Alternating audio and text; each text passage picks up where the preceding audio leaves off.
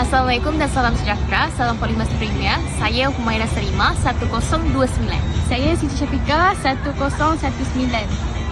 Saya Nurul Farisha Putriana 1106. Saya Nur Farah Tihani 1038. Kumpulan kami akan menerangkan tentang hasrat dan kepentingan khusus integriti anti rasuah. Isha, boleh tak ceritakan pasal latar belakang dan matlamat penawaran Kia? Latar belakang penawaran Kia ditubuhkan bagi menyokong pembangunan ekonomi serta menjawab keperluan semasa dan menyediakan platform pembangunan serta membantu meningkatkan produktiviti organisasi dan individu. Matlamat Kia pula meningkatkan pengetahuan serta menggalakkan pembangunan ekonomi dan memberi peluang peningkatan taraf hidup serta mewujudkan persekitaran yang menyokong kemajuan. Sekarang saya akan menerangkan 3 faktor mengapakah pelajar harus memahami jenayah rasuah. Pertama sekali, pelajar dapat membentuk nilai integriti dan jati diri. Pelajar ialah pemimpin masa depan. Dengan memahami apa itu rasuah, pelajar dapat membezakan apa itu betul atau salah. Kedua, mencegah rasuah sejak peringkat awal. Pendedahan awal tentang jenayah rasuah membantu pelajar menyedari kesan buruk rasuah kepada jati diri dan negara. Akhir sekali, menjamin keadilan dan kemajuan negara. Rasuah menyebabkan ketidakadilan dalam pendidikan, pekerjaan dan ekonomi.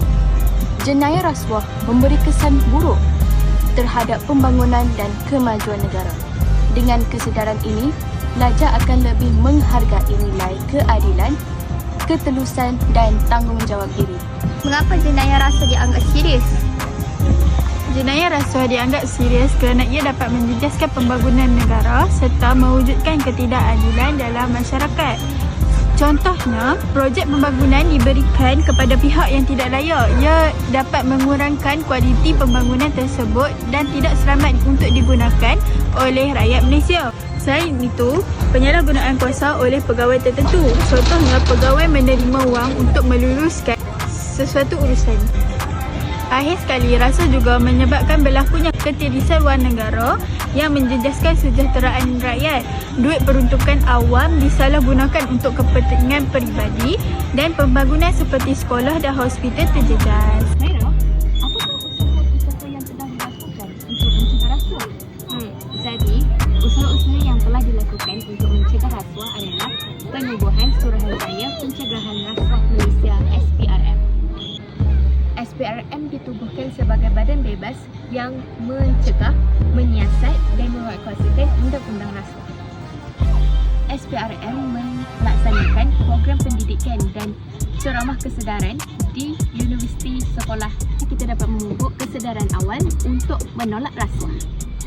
Usaha yang kedua adalah penguatkuasaan Seksyen 17A Akta SPRM 2009 dan akta ini berkuat kuasa pada 2020 untuk mencegah rasuah dalam bidang korporat. Ingat, jauhi rasuah!